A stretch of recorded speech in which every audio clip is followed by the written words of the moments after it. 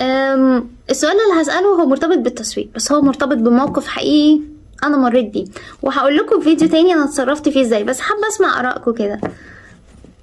لو هتعمل ايه لو انت جيت تشتري منتجات اونلاين خلاص، وجروسري يعني حاجات منتجات غذائيه على وجه الخصوص، واشتريت يوميها كم كبير من منتجات معينه، وبعد كده فوجئت لما الحاجه وصلت ان انت كنت مثلا طالب شاور جل اللي هو صابون الشاور او السائل اللي بيكون موجود، فوجئت ان هو كان مدلوق على كل المنتجات الغذائية اللي انت اشتريتها، وهو نفسه من بره جزء منه طبعا رايح لان هو اتدلق، ومن بره كله هو الصابون، يعني العلبة نفسها كلها من بره مليانة صابون، وبعد كده تم نقلها في كيس لوحده. يعني انت هتلاقيها في كيس لوحدها، لقيتها في كيس لوحدها، بس باين جدا طبعا ان الصابون كان واقع.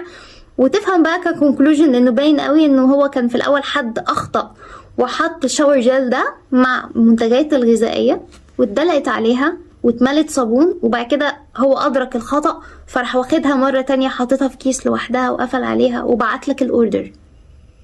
فحضرتك جيت تستلم الاوردر لقيت انه الاكل كله هو صحيح يعني مغلف سواء علب برطمان ورق تغليف لو شوكليتس او بسكتس او اي حاجه، لكن متغرق صابون وريحه الحاجه كلها صابون. هتعمل ايه في الموقف ده؟ طبعا ده بيعتبر سيرفيس فيلير، يعني ده خطأ في تقديم الخدمه او في الخدمه نفسها.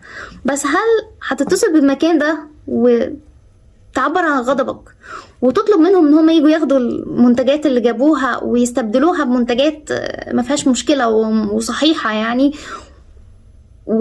ولا هتطالب ان انت ترجعها وتاخد فلوسك ومش عايز حاجة لان اللي انتوا عملتوه ده ما ينفعش، ولا هتحاول ان انت تحل المشكلة وتتعامل وخلاص تستخدم المنتجات تغسلها مثلا لو هي التغليف الخارجي وتقول مش مشكلة ده شوية صابون يعني ايه المشكلة وتستهلكها عادي. هقول لكم انا عملت ايه برغم انه مش عارفه الناس كلها تتفق مع اللي انا عملته ولا لا، يعني انه في ممكن ناس تشوفني كنت سلبيه وباسيف، بس يعني انا ما حسبتهاش كده، بس هقول لكم في الفيديو جاي. بس انا عايزه اسمع اراء الناس. لو مريت بخطأ زي ده من اي مكان ما هتتعامل معاه ازاي؟ هتشوفه ازاي؟ بس سمعوني ارائكم بقى في الفيديو.